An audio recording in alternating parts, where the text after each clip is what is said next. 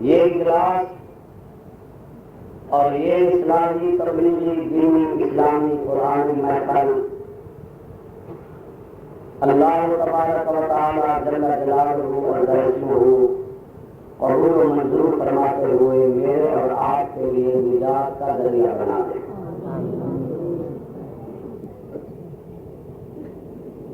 آپ حضرات سے ان پاکیزہ محفلوں میں جلسوں اور کانفرنسوں کے ذریعے ملاقات ظاہر بظاہر ہوتی رہتی ہے، اور میں آپ کے دینی جذبے کی تعریف کئی بڑی اور چھوٹی محفلوں میں کرتا رہتا ہوں۔ آپ کا میرا ملک پاکستان مختلف فتنے اور فسادات میں مبتلا ہے۔ غالباً یہ وہی دور نظر آتا ہے جس کے متعلق رحمت دو عالم مصلح امت امام الانبیاء خاتم النبیین جناب حضرت محمد رسول اللہ صلی اللہ تعالی علیہ وسلم نے فرمایا تھا کہ میری امت میں ایک دور وہ آئے گا جب لوگ شام کو مسلمان ہوں گے تو صبح کو کافر بن جائیں گے،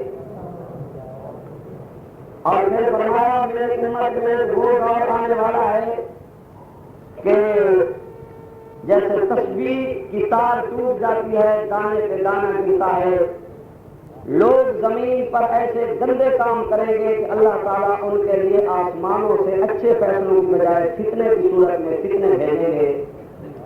لوگوں پر جیسے دانے پر دانا مسلسل گرتا ہے تو فتنوں پہ فتنہ مسلسل گرے گا، جس میں علماء بھی مبتلا ہوں گے، عوام بھی مبتلا ہوں گے، میری امت والے لوگوں کو ایمان بچانا مشکل ہو جائے گا۔ اور تیسری حدیث ہے کہ ایک وقت میری امت میں یہ آئے گا، عورت گھر سے نکل کر بازار میں ننگی ہو کر آ جائے گی، ایک زانی مشہور جگہ پر لوگوں کے سامنے زنا کرے گا، ایک آدمی روکے گا کہ زنا کیوں کر رہا ہے تو وہ روکنے والے کو سر عام قتل کر دے گا، اس سے پوچھنے والا کوئی نہیں ہوگا۔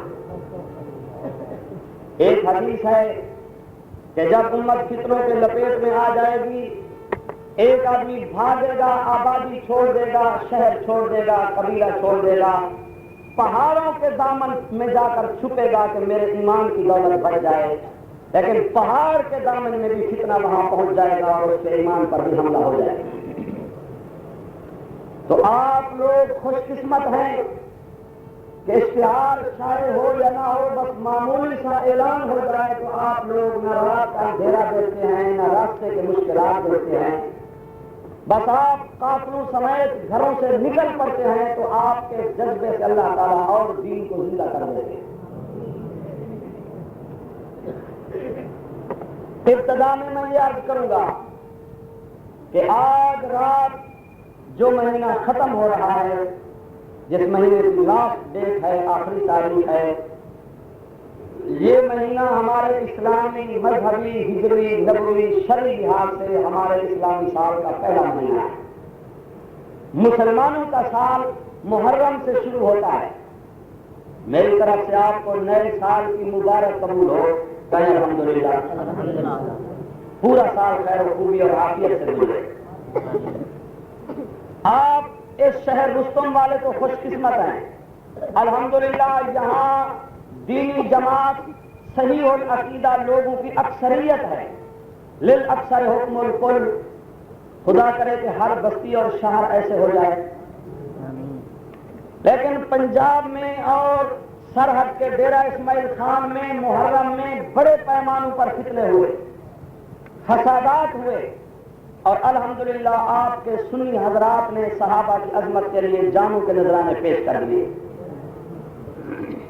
جھانگر لاہور میں میرا پروگرام تھا، صحابہ کے دشمنوں نے حملہ کیا، الحمدللہ اللہ نے مجھے محفوظ رکھا، مشہور ہو گیا میرے متعلق، وہ شہید ہو گیا، قتل ہو گیا۔ میں نے کہا الحمدللہ شہادت تو ہمارا مقصود ہے، ہماری تمنا ہے کہ خدا شہادت کی موت نصیب فرمائے، کیونکہ مرنا تو ویسے ہی ہے، سب موتوں سے افضل موت شہادت کی موت ہے۔ پنجاب میں 17 سنی شہید ہوئے ہیں، 17 سنی۔ خیرپور ٹامے والی ضلع بہاولپور کی تحصیل ہے۔ خیرپور ٹامے والی کے بڑے خطیب سید منظور الحسن ہمدانی کو اس کے گھر میں ملنگوں نے گھس کر قتل کر دیا۔ ڈیرہ اسماعیل خان میں 3 سنیوں کو شہید کر دیا گیا۔ 11 دن کرفیو لگا، لیکن سنیوں نے فیصلہ کر دیا تھا کہ ہم اپنے بچوں، بزرگوں، بیویوں سمیت شہید ہو جائیں گے، پھر یہ تعزیہ اور شرک کا جلوس ہمارے گلیوں سے گزرے گا۔ 3 آدمی شہید ہوئے، 25 آدمی زخمی ہوئے، لیکن فیصلہ ہو گیا سنیوں کے حق میں کہ ہمیشہ ہمیشہ اہل سنت کی گلی کوچوں میں یہ غنڈہ گردی کا جلوس نہیں گزرے گا۔ نعرہ تکبیر، علماء حقانی ربانی۔ لیا میں، لیا ضلع ہے پنجاب کا مشہور، لاہور میں اور بہاولپور میں، ان شہروں میں اہل سنت کے آدمی شہید ہوئے، زخمی ہوئے، اب تک ہسپتالوں میں موجود ہیں۔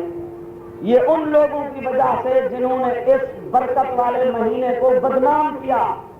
حدیث شریف میں آتا ہے ان افضل الشہور بعد رمضان شہر اللہ المحرم، رمضان شریف کے بعد اگر کوئی مقدس، محترم، مبارک، مکرم، مفخم، محترم، معزز مہینہ ہے تو وہ محرم کا مہینہ ہے۔ آپ لوگ خوش قسمت ہیں، پاکستان کا ایک طبقہ ہے صحابہ کے دشمنوں کا جو ملنگوں کی صورت میں گلیوں میں گھومتے ہیں، انہوں نے محرم کے مہینے کو بدنام کیا۔ اور میں پھر آپ کو کہوں گا کہ آپ تبلیغ کریں، کوشش کریں کہ ہماری نئی نسلیں ملنگوں کے فتنے سے محفوظ رہیں، ورنہ جو بھی ملنگ کا ساتھی بنا بڑے سے بڑا نقصان یہ ہوگا کہ وہ قرآن کی دولت سے محروم ہو جائے گا۔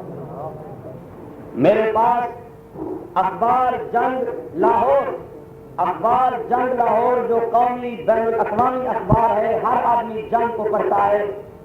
میرے پاس لاہور کا جنگ اخبار اس وقت میرے بیگ میں موجود ہے، جلسے کے بعد جو دیکھنا چاہے میں دکھا سکتا ہوں۔ یہ مہینہ اکتوبر آیا، ستمبر سے پہلے اگست کے آخری ہفتے کی خبر ہے فیصل آباد کی جنگ لاہور میں کہ فیصل آباد جیسے پنجاب کے مشہور شہر میں ایک نوجوان، 22 سالہ نوجوان کو ایک ملنگ نے کہا، کس نے کہا؟ ایک یہ اخبار کے الفاظ موجود ہیں کہ فیصل آباد میں ایک ملنگ نے فیصل آباد کے 22 سالہ محمد اشرف نوجوان کو کہا کہ اگر تو فلاں نوجوان لڑکی سے شادی کرنا چاہتا ہے تو یہ قرآن جس کو جلسوں میں، مدرسوں میں، مسجدوں میں اہل سنت پڑھتے ہیں، سنتے ہیں، اگر اس قرآن مجید کو تو آگ لگا کر شہید کر دے تو تیری شادی فلاں عورت سے جلد ہو جائے گی۔ ملنگ نے کہا، ملنگ نے جو کہتے ہیں کہ سنی ہمیں بدنام کرتے ہم قرآن کو مانتے ہیں، اخبار میرے پاس موجود ہے، اس ملنگ کے کہنے پر فیصل آباد کے بدقسمت نوجوان نے قرآن مجید کو آگ لگا کر شہید کر دیا۔ یہ وہ طبقہ ہے، اس لیے ان لوگوں سے قوم کو آگاہ کرو کہ ملنگ صحت کا بھی دشمن ہے، عزت کا بھی دشمن ہے، اور قرآن والی دولت کا بھی دشمن ہے۔ یہ آپ لوگ وہ عاشق لوگ ہیں جو سارا دن کام کیا، دکان کا، زراعت کا، کھیتی باڑی کا، تجارت کا، اور رات کو پیدل اپنا کرایہ بھر کے سوائیاں کر کے آپ قرآن کے عاشق بن کے بھاگ رہے ہیں، جاگ رہے ہیں۔ اللہ کے لیے اللہ بڑے۔ تو آپ دنیا کو بتائیں کہ ہمارے سال کے پہلے مہینے کو وہ لوگ بدنام کر رہے ہیں جو شرافت کے دشمن ہیں۔ محرم کا مہینہ شہادت کا مہینہ ہے، سخاوت کا مہینہ ہے، عبادت کا مہینہ ہے، شرافت کا مہینہ ہے، شجاعت کا مہینہ ہے، تلاوت کا مہینہ ہے، ریاضت کا مہینہ ہے، ذکر اللہ کا مہینہ ہے۔ یہ تعزیہ اور جلوس اور ماتم اور واویلا اور غنڈہ گردی اور خون فساد، فتنہ اور فساد کا مہینہ نہیں، یہ تو صبر اور سکون کا مہینہ ہے۔ اور شہیدوں پر تو ہمیں فخر ہے۔ جب سے ہمارا کلمہ شروع ہوا، مسلمان مردوں نے، عورتوں نے کلمے کی عظمت اور اشاعت کے لیے جانیں قربان کرنا شروع کی، اور آج تک کلمے کی اشاعت، قرآن مجید کی عظمت، صحابہ کا مقام، نبی علیہ السلام کی نبوت، ختم نبوت کے لیے مسلمان اپنی جان کا نذرانہ پیش کر رہے ہیں۔ جب تک نبوت چلے گی، کلمہ چلے گا، قرآن رہے گا، اسلام چلے گا، تو مسلمان اپنی جانوں کا نذرانہ اسلام کے لیے پیش کرتے رہیں گے، شہید ہوتے رہیں گے۔ شہید اسلام کی متاع عزیز ہیں اور شہید گلشن اسلام کے مہکتے ہوئے پھول ہیں۔ ایک ایک شہید کو ہم پیش کریں۔ شیعہ فرقہ تو وہ ہے جو صرف حضرت حسین اور کربلا، حالانکہ قرآن یا مکے میں اترا یا مدینے میں اترا۔ کیوں بھائی قرآن کربلا میں نازل ہوا؟ بولیے، قرآن کربلا میں نازل ہوا یا مدینے میں؟ کربلا میں آیا یا مکہ میں؟ مدینے کی شان زیادہ ہے یا کربلا کی؟ میں تو اس حضرت حسین کو مانتا ہوں جو کربلا سے حسین، جو مدینے سے حسین بن کر آیا، کربلا سے نہیں۔ حسین کا مقام مدینے سے بنا۔ حسین کی عزت، حضرت حسین کا علم، حضرت حسین کا عمل، حضرت حسین کا تقویٰ، حضرت حسین کی شخصیت، حضرت حسین کی سیرت، حضرت حسین کی صورت، حضرت حسین کا کردار، حضرت حسین کا مقام، حضرت حسین کا پیغام، حضرت حسین کا نام، حضرت حسین کا کام، یہ سارے مرتبے حسین کو ملے تو نانے کے شہر مدینہ منورہ سے ملے، کربلا سے نہیں۔ لیکن آج چھوٹے ملنگ سے لے کر بڑے میراثی تک، اس سے لے کر بناسپتی مجتہد تک، اس سے لے کر خمینی تک، یہ مکے کے بھی دشمن ہیں، مدینے کے بھی دشمن ہیں، صرف کربلا کربلا کربلا۔ حالانکہ حسین کربلا سے حسین نہیں بنا، بلکہ حسین مدینے سے حسین بنا۔ کربلا میں تو تشریف لائے، شہادت کا واقعہ پیش آیا تو الحمدللہ ہمارا تعلق پہلے مکے سے، پھر مدینے سے، پھر کربلا سے، ہر مقام سے ہمارا تعلق ہے۔ لیکن یہ نہیں کہ قوم کو کربلا تک روک دیں، بس کربلا کربلا کربلا کرتے رہیں اور مدینہ مکہ بھول جائیں۔ نہیں، ہمارے دین کا، اسلام کا، قرآن کا مرکز بیت اللہ ہے اور روضہ رسول اللہ ہے۔ شہادت بڑی افضل موت ہے، بڑی اعلیٰ موت ہے، جس کے لیے امیر المومنین، امام عدل و حریت، پیکر عدل و انصاف، خلیفہ راشد، خلیفہ ثانی، حضرت امیر عمر فاروق سب کے رضی اللہ تعالی۔ یہ بزرگ کیوں اٹھ گیا محفل سے؟ کیوں سیاسی کا آدمی تو نہیں ہے؟ خیال کریں یا باہر والا خیال کریں کسی کی جوتی نہ لے جائے، ایسے حضرات بھی ہوتے ہیں۔ ابھی اگر اس کو اٹھنا تھا تو تکلیف تھی تو ایسے مقام پر بیٹھتا، لوگوں کو تکلیف نہ ہوتی، بیٹھتے بھی سٹیج کے سامنے درمیان میں، اور پھر بس اٹھنے میں بھی دیر نہیں ہے۔ تو یہ خیال کرنا یا سی آئی ڈی کا بھی ہوگا یا پھر کوئی اور پروگرام ہوگا۔ سارے لوگ آرام سے بیٹھے ہیں، اٹھنے والا آدمی ہے وہ مسجد میں درمیان میں بیٹھے نہیں۔ درود شریف پڑھیں بلند آواز سے۔ امیر المومنین حضرت عمر فاروق نے دعا مانگی تھی، فرمایا اللہم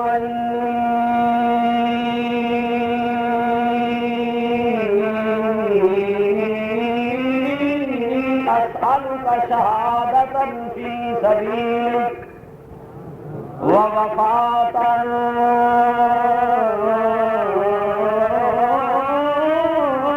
فی بلد رسولک۔ یا اللہ، میں عمر وہ عمر جس کے لیے محمد عربی نے دعائیں مانگی، آج وہ عمر اپنے لیے دعا مانگتا ہے، یا اللہ میں دو چیزیں مانگتا ہوں، جب میری موت آئے تو شہادت کی موت، اور یا اللہ شہادت تو بدر میں بھی، احد میں بھی، طائف میں بھی، حنین میں بھی، تبوک میں بھی، یرموک میں بھی، ہر جگہ پر آ سکتی ہے، ہو بھی موت شہادت کی اور ہو بھی روضہ تیرے محمد رسول اللہ کا، شہر بھی تیرے محمد رسول اللہ کا، کیونکہ مدینے کی شہادت بھی افضل اور مدینے کی موت بھی۔ یہ تو علماء دیوبند سے پوچھیں، علماء دیوبند سے پوچھیں جن کی قبریں جنت البقیع میں گواہی دے رہی ہیں کہ یہ وہ لوگ ہیں جنہوں نے پاکستان ہندوستان کے وطن کو چھوڑا، 20 سال روضہ رسول میں اعتکاف بیٹھے اس بے قرار تمنا میں کہ موت آئے تو نگاہ محبوب کے روضے پر ہو۔ آج بھی ہمارے علماء دیوبند بیٹھے ہیں روضے میں، تعلق ہے نبی پاک کے روضے سے، تو بھائی شہادت افضل موت ہے۔ ایک شہید کی بات میں شروع کرتا ہوں، اللہ تعالی ہمیں اور آپ کو ان لوگوں کے نقش قدم پہ چلائے۔ غالباً احد کا میدان ہے، احد کا میدان، اور صحابہ کرام کافی تعداد میں شہید ہوئے، نوجوان بھی شہید ہوئے، بزرگ بھی شہید ہوئے۔ ایک نوجوان شہید ہوا، جب وہ شہید ہو کر زمین پہ گرا تو امام الانبیاء، خاتم الانبیاء، سید الانبیاء، رئیس الانبیاء، خطیب الانبیاء، سلطان الانبیاء، شاف روز جزا، حبیب کبریا، خاتم النبیین، شفیع المذنبین، جناب حضرت محمد رسول اللہ صلی اللہ علیہ وسلم اس ایک نوجوان کی شہادت کو، اس کی میت کو، اس کے جسم کو دیکھ کر رحمت دو عالم مسکراتے جا رہے ہیں اور نبی اکرم خوش ہوتے جا رہے ہیں۔ نبی کی خوشی میں کیسے بتاؤں؟ آج صحابہ کرام رستم میں تشریف لاتے، شکارپور میں، سندھ میں، پنجاب میں، کسی شہر میں صحابہ تشریف لاتے تو میں صحابہ سے پوچھ کر آپ کو بتاتا کہ جب نبی پاک خوش ہوتے تو کیا منظر ہوتا۔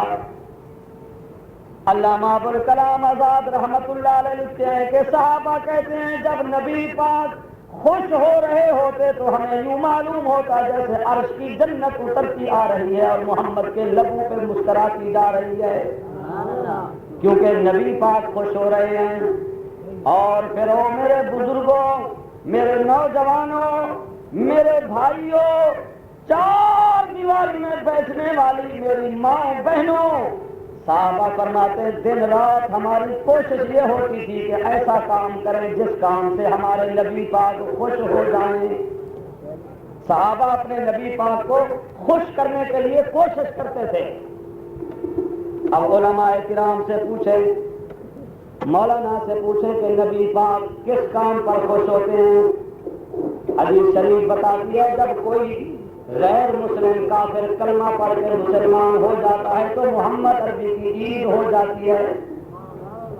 جب کوئی بے نمازی توبہ کر کے نمازی بن جاتا تو نبی پاک خوش ہو جاتے تھے۔ جب کوئی جاہل قرآن پڑھ لیتا تو محمد عربی خوش ہو جاتے تھے۔ اور میرے نوجوان ناراض نہ ہو، جب کوئی نوجوان اپنے چہرے پہ رسول اللہ کی سنت کا باغ لگا دیتا تھا تو محمد عربی اس چہرے کو دیکھ کر خوش ہو جاتے تھے۔ میں تفصیل میں نہیں جاؤں گا، میں نے گاڑی کو سفر کرنا ہے ملتان کا، آپ میری بات کو سمجھتے جانا۔ جب کوئی نوجوان داڑھی رکھ لیتا تھا تو نبی پاک اس کے چہرے کو دیکھ کر خوش ہو جاتے تھے۔ ٹھیک ہے جی؟ باقی آپ آگے گھبرائیں نہیں، میں آپ کو تکلیف نہیں دوں گا، صرف میں بتا رہا ہوں، کیونکہ آج کل بڑی تکلیف ہوتی ہے، ہمیں تو کوئی تکلیف نہیں ہے۔ جب کوئی زانی زنا چھوڑ کر توبہ کر کے باغیرت بن جاتا تھا تو نبی پاک خوش ہو جاتے تھے۔ او قبر پرستو، بت پرستو، تازیہ پرستو، گھوڑا پرستو، ان کاموں پہ نبی پریشان ہوتے ہیں۔ جب کوئی آدمی شرک سے توبہ کر کے موحد بن جاتا تھا تو محمد عربی بہت خوش ہو جاتے تھے۔ چار دیواری میں بیٹھنے والی میری مائیں بہنیں، مکہ اور مدینہ میں رہنے والی عورتوں نے بھی اپنے نبی پاک کو خوش کرنا چاہا تو ان سے بھی نبی پاک خوش ہوئے۔ ایک بات میں شہیدوں کے حوالے سے بتا دوں، وقت کی شرک کی منڈی کا بڑا منیجر ابو جہل نبی کا دشمن عورت کو برا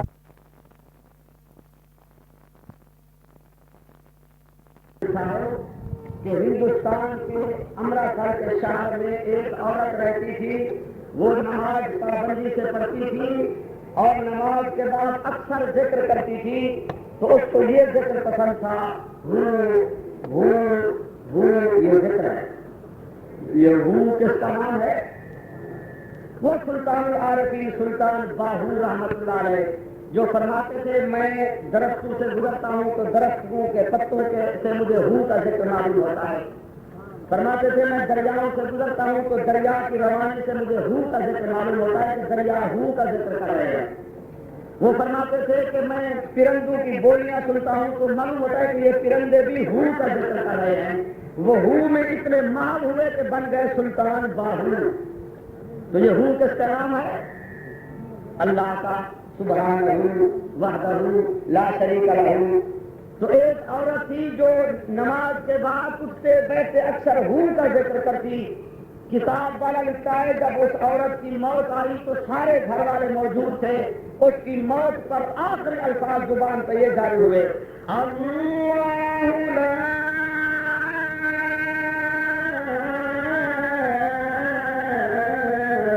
لا الہ الا ہو. بس یہ ہو کا لفظ زبان کے ساتھ اس عورت کی روح پرواز ہو گئی. جب موت آئی تو سارے گھر والوں نے سنا، عرش سے جواب آیا الحی القیوم. ایسی بھی عورتیں گزری ہیں. ابو جہل نے عورت کو بلایا، کیا کرتی ہے؟ اس نے کہا میں کلمہ پڑھتی ہوں. تو اس غصے میں ابو جہل نے برچھا اٹھا کر اس مکے کی مسلمان عورت کے اس مقام پر مارا جس کا نام لینا ہر باغیرت کو حیا آتا ہے. اسی زخم میں وہ مبتلا ہوئی، موت آئی. نبی پاک کی آنکھوں سے آنسو رواں دواں ہوئے. حضور نے جنازہ پڑھایا، فرمایا مائی تو نے اسلام کے لیے تکلیف پر صبر کیا، تیری شفاعت کا ذمہ دار میں محمد رسول اللہ.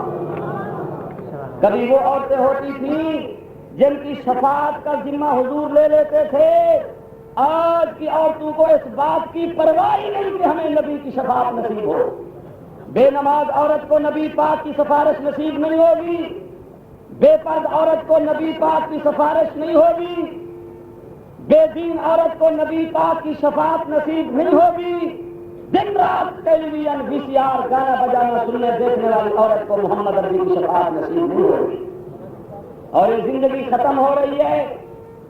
موت کے بعد والا جہان بڑا طویل ہے. عورتوں نے بھی پیش ہونا ہے، مردوں نے بھی پیش ہونا ہے. کچھ اپنے نبی پاک کو خوش کرنے والے اعمال کریں تاکہ ہمیں نبی پاک کی شفاعت نصیب ہو. بات یہاں سے میں نے چلائی تھی کہ صحابہ فرماتے ہیں کہ ہم کوشش کرتے تھے کہ ایسے کام ہو جائیں جن سے ہمارے نبی پاک خوش ہو جائیں. ناراض نہ ہونا. سینما دیکھنے والے، شراب پینے والے، زنا کرنے والے، جھوٹ بولنے والے، سارا دن ہوٹلوں میں بیٹھ کر ملنگوں کو، میراثیوں کو سن کر اپنا وقت تباہ کرنے والے، اپنے گھروں میں قرآن کو جگہ نہ دینے والے، اگر اسی ماحول میں نبی پاک تشریف لے آتے تو امت کے لیے شاید بد دعا کرتے، امت تباہ ہو جاتی. نبی پاک بے نواز امت کو برداشت نہیں کرتے، زانیوں کو برداشت نہیں کرتے، جھوٹ بولنے والوں کو برداشت نہیں کرتے. تو آج بھی امت کے مردوں کو، مستورات کو ایسے کام کرنے چاہیے جن کاموں سے نبی پاک خوش ہو جائیں. مشرک جب شرک سے توبہ کر کے مواحد بن جاتا ہے تو نبی خوش ہو جاتے تھے. قرآن کہتا ہے کہ چند عورتیں آ رہی تھی کہ نبی پاک کے ہاتھ پر بیعت کریں، مسلمان ہو جائیں. اللہ تعالیٰ نے اپنے نبی پاک کو بلا کر کہا یا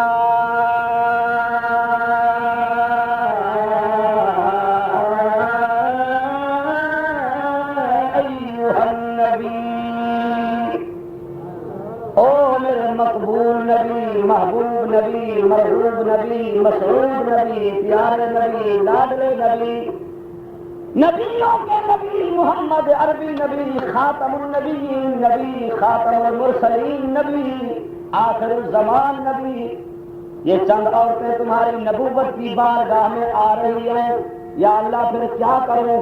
فرمایا اذا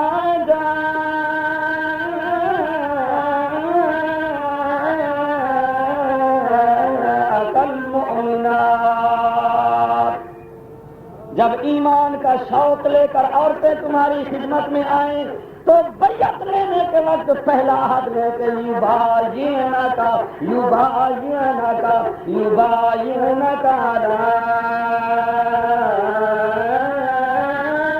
اللہ یشرکن باللہ شیئا. فرمایا ان عورتوں سے بیعت لیتے وقت پہلی شرک اور پہلی شرط اور پہلی قید عورتوں سے یہ لگائیں کہ آؤ عورتوں نبی پاک کی دربار میں بیعت کرو کہ لا یشرکن باللہ شیئا، تم اللہ کے ساتھ کسی چیز کو شریک نہیں کرو گے، کیونکہ عورتوں میں شرک کی بیماری زیادہ ہے۔ آپ کے سندھ کی بات نہیں کرتا، میں پنجاب کی بات کرتا ہوں۔ عورتوں میں شرک کی بیماری 9-10 محرم کو میں جھنگ میں تھا، لاہور میں تھا۔ اگر آپ عورتوں کو دیکھ لیں منظر تو معلوم ہوتا ہے کہ ابھی پاکستان پر قیامت آنے والی ہے، خدا کا قہر نازل ہونے والا ہے۔ میں نے آنکھوں سے دیکھا، بکھر کے علاقے سے تقریر کر کے 5 گھنٹے بس پہ سفر کر کے جب میں جھنگ میں پہنچا تو ہمارے رکشے کو گزرنے کی جگہ نہیں ملتی تھی، عورتیں بے پر بازاریں بھری ہوئی تھیں اور یوں گھوم رہی تھی جیسے جانور گھوم رہے ہوتے ہیں۔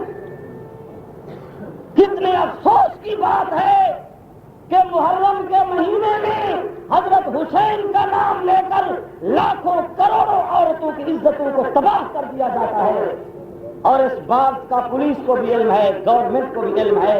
جس ملک میں پولیس اور حکومت بے غیرتی کی سرپرستی کرے وہاں غیرت کب آئے گی؟ جہاں غیرت نہیں اس ملک میں خدا کی رحمت نہیں ہوگی، قوم تباہ ہو جائے گی۔ پولیس گھوم رہی ہوتی ہے، یہ عورتوں کا کیا کام ہے؟ محرم میں کیوں عورتیں ان کے سر کھلے ہوئے ہیں، چہرے کھلے ہوئے ہیں، پاؤں ننگے ہیں، گھوم رہی ہیں، ساری رات عورتیں چکر کاٹ رہی ہیں، عزتوں کے سودے ہو رہے ہیں، اور پھر بتایا جاتا ہے کہ حضرت حسین کا غم ہے۔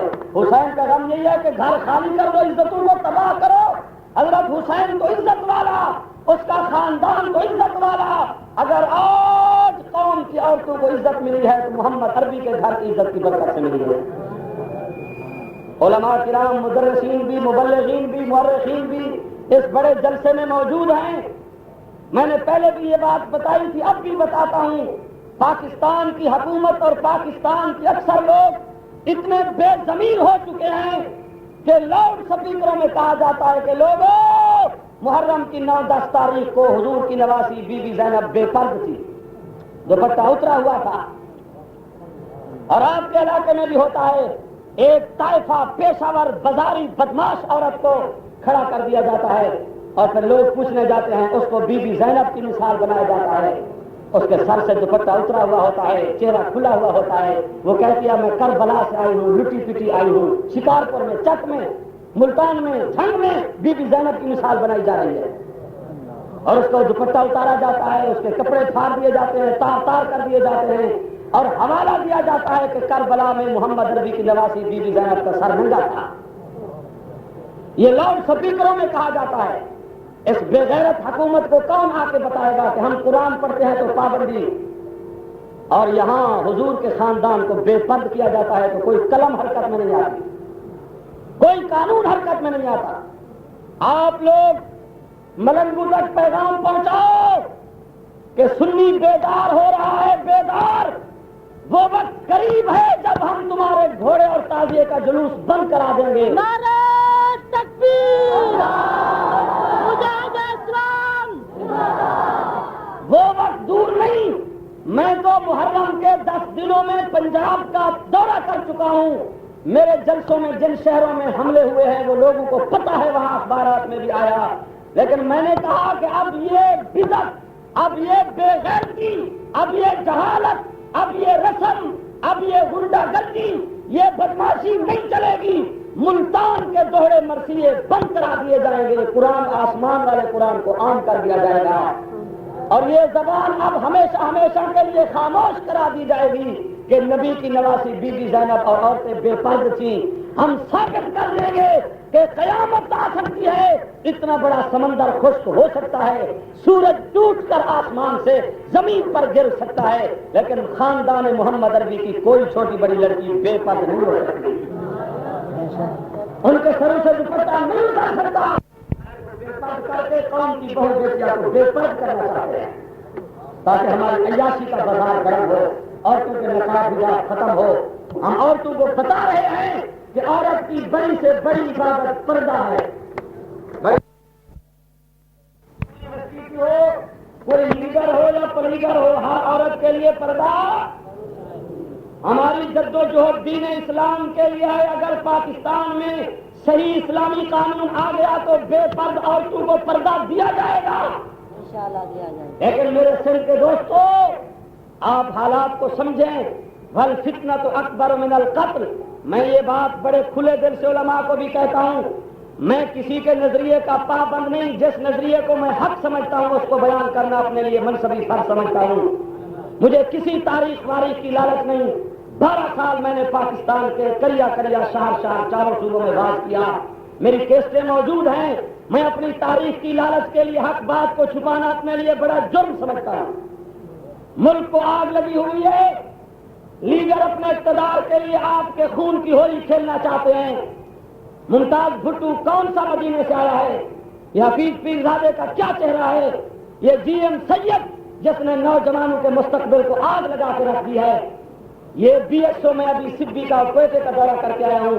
B S O Baloch front کے نوجوان میرے پاس آئے تھے، میں نے ان کو کہا نوجوانوں کو کہ اپنا دستور پیش کرو، تمہارا کیا دستور ہے، کیا منشور ہے تمہارا؟ ہمارا تو دستور ہے، دین اسلام ہمارا منشور ہے، تم پیش کرو تمہارا کیا دستور ہے؟ کہنے لگے بس ہمارا دستور ہے کہ بلوچستان ہمارا ہے۔ میں نے کہا تمہارے باپ کا ہے بلوچستان؟ تم ابھی پیدا ہوئے ہو، رات کے 1:30 بجے تک تم چرس پیتے ہو، تم بھنگ پیتے ہو، تم حفیم کھاتے ہو، تم شراب پیتے ہو، تم نوجوان زنا کرتے ہو، تم بلوچستان لے کر بلوچستان میں کیا کرو گے؟ تمہیں قرآن کی آیت نہیں آتی، تمہیں نماز کے فرض یاد نہیں، تمہیں کلمہ صحیح یاد نہیں، کیا تم بلوچستان لے کر بلوچستان میں کفر کو نافذ کرو گے؟ میں آپ سے پوچھتا ہوں، یہ جی ایم سید کون ہے؟ یہ ہندوستان کا ایجنٹ ہے، یہ قرآن کا دشمن ہے، یہ انٹی اسلام ہے جی ایم سید، یہ دین کا دشمن ہے۔ جاؤ، راہ کھلی ہوئی ہے، اس کی راہ پہ چلو گے تو ہمیشہ کے لیے قرآن اور اسلام سے محروم ہو جاؤ گے۔ کیا کرو گے؟ سندھ کا ٹکڑا اگر لے لو گے تم کیا کرو گے سندھ کو؟ اگر سندھیوں نے سندھ لے لیا، بلوچیوں نے بلوچستان لے لیا، پختون نے سرحد لے لیا، پنجابیوں نے پنجاب لے لیا، پھر یہ تمہارے جلسے، یہ تمہارے مدرسے، یہ تمہاری کانفرنسیں، یہ تمہارے جلوس، یہ تمہارا اتحاد، یہ تمہاری دین کی رونق نہیں رہے گی۔ جی ایم سید ممتاز بھٹو سندھ لے کر ہندوستان کے حوالے کر دے گا، پنجابی پنجاب لے کر ہندوستان کے حوالے کر دیں گے، بلوچستان لے کر روس کے حوالے کر دیں گے، پٹھان سرحد لے کر روس کے حوالے کر دیں گے۔ پھر تم پچھتاؤ گے، یہ وقت نہیں ملے گا۔ کیا سید زادیوں کے ساتھ سکھوں نے زنا کیا؟ اب بھی سکھ کتنے ہزار سید زادیوں سے زنا کر رہے ہیں۔ اسی لیے لیا تھا کہ جی ایم سید کھڑا ہو جائے، قوم کے راہ پر یہی بن جائیں، علماء ختم ہو جائیں۔ خبردار، اگر تم محمد عربی کو امتی ہو تو یہ نظریہ میرے محمد عربی کا نہیں ہے، میرے سامنے اللہ کا قرآن ہے۔ مجھ سے جتنی حلف لے لو، میں پنجابیوں میں جا کر سندھیوں کی عظمت بیان کرتا ہوں کہ جیسے سندھ والوں کے جلسے ہیں، جیسے سندھی لوگ علماء سے محبت کرتے ہیں، تم لوگ ایسی محبت نہیں کرتے ہو۔ اور میرے ذاتی دوست سندھ میں جتنے ہیں، پنجاب میں میرے اتنے دوست نہیں ہیں، کیونکہ جتنا اخلاص سندھ میں مجھے ملتا ہے وہاں نہیں ملتا، اس لیے میں یہاں سندھ کے جلسے اٹینڈ کرتا ہوں۔ ہمارے بلوچستان میں بھی دوست ہیں، سندھ میں بھی دوست ہیں، سرحد میں بھی ہمارے دینی دوست ہیں۔ جس نے کلمہ پڑھ لیا، کوئی سندھی بلوچی پٹھان کا مسئلہ نہیں، وہ ہمارا کلمے کا بھائی ہے، سکے بھائی سے بھی زیادہ پیارا بھائی ہے۔ نوجوانوں کو بتاؤ، تمہارے نوجوان جی ایم سید کے فتنے میں آ کر دہری بن رہے ہیں، دہری۔ رسول اللہ کو چھوڑ کر تم مرزائیت کو روتے ہو، یہ مرزائیت کے پلے میں جا رہے ہیں، یہ چھوڑ رہے ہیں نبی کی نبوت کو۔ تو آؤ، ہر فتنے کے مقابلہ کرنے کی کوشش کریں تاکہ یہ قوم بچ جائے، اس قوم میں قرآن کی دولت اور قرآن کی رونق زندہ رہے۔ نبی پاک نے جب دین اسلام اور کلمے کی اشاعت کی، حبشے سے بلال حبشی آیا، بلال حبشی لوگوں کی شکل بھی ذرا سیاہ ہوتی ہے، ان کی زبان بھی اور ہے، عربی نہیں ہے۔ روم سے صہیب آیا، فارسی اجمی ہے، اجمی۔ سلمان فارسی، فارس سے آیا، وہ فارسی، ہمارے نبی عربی، وہ فارسی، یہ قریشی ہاشمی، وہ جناب علی رومی، بلال حبشی، نبی قریشی ہاشمی۔ لیکن جنہوں نے اسلام، ایمان، قرآن کی غلامی حاصل کی، حضور نے فرمایا سلمان خائے فارس کا ہے، وہ محمد کے خاندان کا فرد ہے، سلمان من اہل بیتی۔ فرمایا بلال میرے خاندان کا فرد ہے، روم سے آیا ہوا صہیب نبی کے خاندان کا فرد ہے۔ اور اسی کو ڈاکٹر اقبال نے کہا ہے، بتانے رنگ و خون کو توڑ کر ملت میں گم ہو جا، بتانے رنگ و خون کو توڑ کر ملت میں گم ہو جا، نہ ایرانی رہے باقی، نہ تورانی نہ افغانی، مسلمان جس نے کلمہ پڑھ لیا وہ اسلام کا بھائی ہے، ورنہ کوئی نہیں بچے گا۔ روس روس اور امریکہ کی گولی انتظار میں ہے. کافر کلمے کو برداشت نہیں کرتا, کافر کلمے کو برداشت نہیں کرتا. مرزائی کو سپورٹ دے رہا ہے روس بھی, امریکہ بھی, چائنا بھی. مرزائی کو, عیسائی کو سپورٹ دے رہے ہیں کہ کوشش کرو مسلمان کو ختم کرے, ورنہ یہی حشر ہوگا. 25 لاکھ کی آبادی ہے اسرائیل کی, 6 کروڑ عرب والے اسرائیل سے دبے ہوئے ہیں. اسرائیل حملہ کر رہا ہے. یہ امریکہ اور روس کی مہربانی ہے. پاکستان کے علماء کے علاوہ اکثر لیڈر یا روس کے ایجنٹ ہیں یا امریکہ کے ایجنٹ ہیں. ہمارے نزدیک امریکہ بھی کافر ہے, روس بھی کافر ہے. وہ بھی کلمے اور اسلام کا دشمن ہے, یہ بھی کلمے اور اسلام اور نبوت کا دشمن ہے. دونوں دشمن ہیں. اس بات کو میں حق سمجھتا ہوں. میرا کوئی مفاد نہیں, میں مفادات کا تحفظ نہیں چاہتا. اور پاکستان میں جو پارٹی سوشلزم کا نعرہ لگا رہی ہے, اس کے مقابلے میں اسلام کی عظمت کو بیان کرنا بھی مسلمان کا مذہبی فرض ہے. سوشلزم اسلام کے مقابلے میں ایک غلط ازم ہے. ازم کہتے ہیں انسانی تجربے سے بنے ہوئے قانون کو, اور نظام زندگی ہوتا ہے. اسلام ازم نہیں, یہ نظام ہے. اس کو نہ تو نے بنایا نہ میں نے بنایا. اسلام کو ان الدین عند اللہ الاسلام, قرآن مجید میں اللہ نے فرمایا اسلام کو اللہ نے ہمارے لیے سچا دین بنا کے بھیجا. اور جمعیت العلماء اسلام جتنے عالم ہیں, جتنے بزرگ ہیں, یہ محنت کر رہے ہیں. ہماری دعائیں ہیں. میں کوئٹے سے سفر کر کے آیا ہوں. کوئٹے میں بلوچستان میں جمعیت العلماء اسلام اتنی مضبوط ہے کہ اگر آج الیکشن ہو جائے تو اکثر سیٹیں علماء کی ہوں گی, جمعیت علماء اسلام کی ہوں گی. اور مولانا فضل الرحمان کا استقبال کوئٹے میں ایسا ہوا کہ پاکستان کی 38 سالہ تاریخ میں کسی لیڈر کا ایسا استقبال نہیں ہوا. یہ مفتی محمود کی محنت اور علماء دیوبند کی عظمت اور کردار کی برکت ہے. خدا کرے سندھ میں بھی, پنجاب میں بھی اور سرحد میں بھی بلوچستان کی طرح جمعیت العلماء اسلام مضبوط ہو جائے. علماء مضبوط ہوں گے تو دین ہوگا, علماء کمزور ہوئے تو سمجھو دین کمزور ہو جائے گا.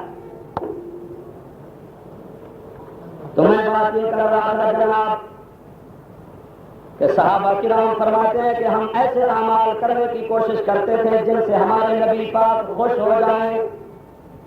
میں محرم کے حوالے سے شہیدوں کی عظمت کو بیان کر رہا ہوں. ایک اسلام کا شہید غالباً میدان احد کا شہید ہے. امام الانبیاء اس کی شہادت پر اس کو دیکھتے جا رہے ہیں اور نبی پاک خوش ہوتے جا رہے ہیں. سبحان اللہ, سب کہہ دو. میں نے بتایا تھا نا, حدیث شریف میں آتا ہے کہ جو مرد عورت اللہ کی محبت میں آ کر ایک دفعہ سبحان اللہ یہ کہہ دیتا ہے تو اللہ تعالیٰ اس کے لیے بہشت میں ایک درخت لگا دیتے ہیں. اس درخت کا سایہ اتنا لمبا, میٹھا, پیارا, گہرا ہوتا ہے کہ ایک گھوڑا ہو. گھوڑا کیا ہو؟ گھوڑا وہ نہیں جو محرم میں ملنگ ٹانگے سے کھول کر دل بنا کے پیش کر دیتے ہیں.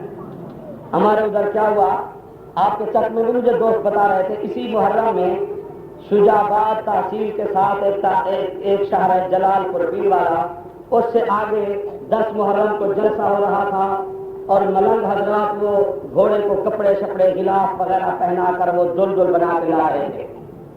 تو جلسے کے قریب سے گزرنے لگے اور وہ شور کیا, غنڈہ گردی کی, فساد کیا. ان کا کام یہی ہے. آپ کی طرح لوگ بیٹھ کر قرآن سن رہے تھے. جب سنیوں کو جوش آیا تو بسم اللہ پڑھ کے سارا جلسہ ان کو پڑھ لیا اور سامنے آ گئی دل شریف.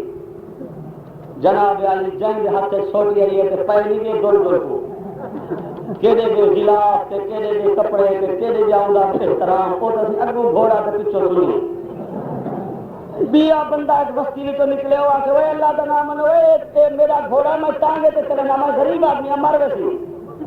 انہیں کہ ٹانگے دے سکتا ایک دولے سب کی خدمت کرنے ذرا یہ کربلا کر وجہ کہ کربلا کر نہیں, میں 500 روپئے گھر ایک گھوڑا میرے ٹانگے کا گھوڑا ہے, میں فجری ٹانگا چلاؤں, میں غریب آدمی ہوں. کہ تو دیتا کیوں ہے؟ 500 میں واپس لینا, معاف کر میں غریب آدمی ٹانگے دیتا رہے گا.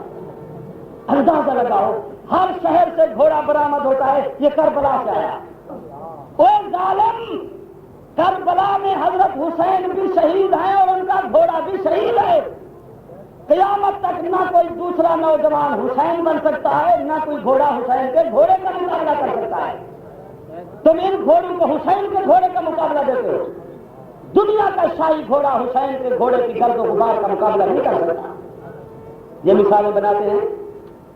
تو آیا ہے کہ عربی گھوڑا ہو برق رفتار, سبحان اللہ سے لگے ہوئے درخت کے سائے میں عربی گھوڑا دوڑاؤ اس کی دوڑ ختم ہو جائے گی، لیکن جنت میں سبحان اللہ سے لگے ہوئے درخت کا سایہ ختم نہیں ہوگا۔ کتنا اللہ مہربان ہے۔ وہ اکثر پڑھا کرو سبحان اللہ و بحمدہ سبحان اللہ العظیم۔ نوجوانوں کوشش کرو اللہ کا ذکر عام ہو جائے تو تمہاری بستی شہروں پر خدا کی رحمت عام ہو جائے۔ آگ لگی ہوئے ملک کو برا ہو، اس ٹیلی ویژن کا، ریڈیو کا، وی سی آر کا، کیسٹوں کا، ٹیپوں کا، ملنگوں کا، برا ہو جنہوں نے مسلمانوں کی زبانوں سے خدا کے ذکر کی دولت چھین لی ہے۔ احد کے میدان میں نوجوان شہید ہوا، امام الانبیاء خاتم الانبیاء جناب حضرت محمد رسول اللہ صلی اللہ ایک نوجوان کو حضور دیکھتے جا رہے ہیں، خوش ہوتے جا رہے ہیں۔ صحابہ کرام نے پوچھا یا رسول اللہ صلی اللہ علیہ وسلم فداک ابی و امی، سارا میدان شہیدوں سے بھرا ہوا ہے، نوجوان بھی شہید ہیں، بوڑھے بھی شہید ہیں، آپ ایک آدمی کو دیکھتے جا رہے ہیں، مسکراتے جا رہے ہیں، ہنستے جا رہے ہیں، خوش ہوتے جا رہے ہیں، صرف ایک آدمی کو کیا بات ہے؟ رستم کے دوستوں ذرا توجہ سے سننا، صرف اس جلسے میں ایک واقعہ یاد کر لو تو ملنگوں کو جا کر صحابہ کا مقام بتاؤ کہ ہمارا تعلق ان عظیم لوگوں سے ہے۔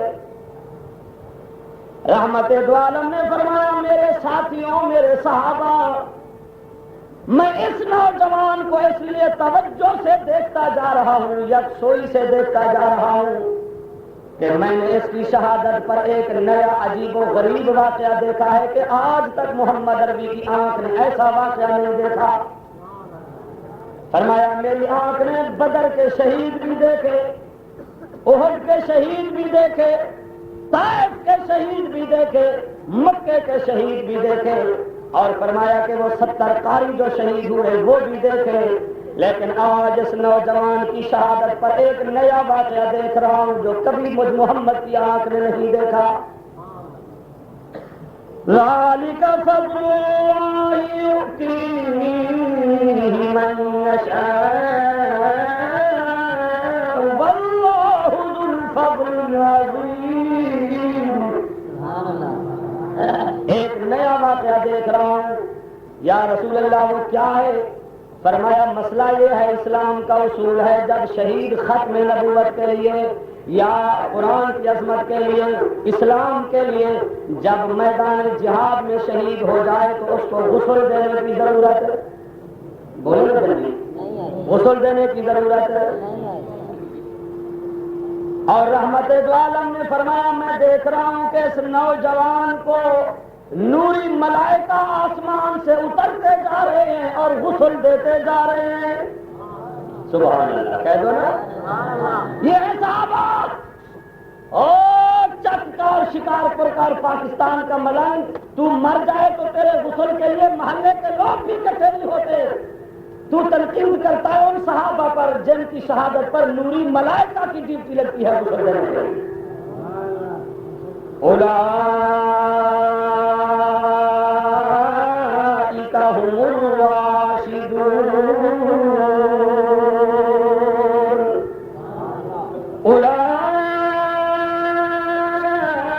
اولئک هم المؤمنون حقا لهم درجات عند ربهم ومغفرة ورزق کریم۔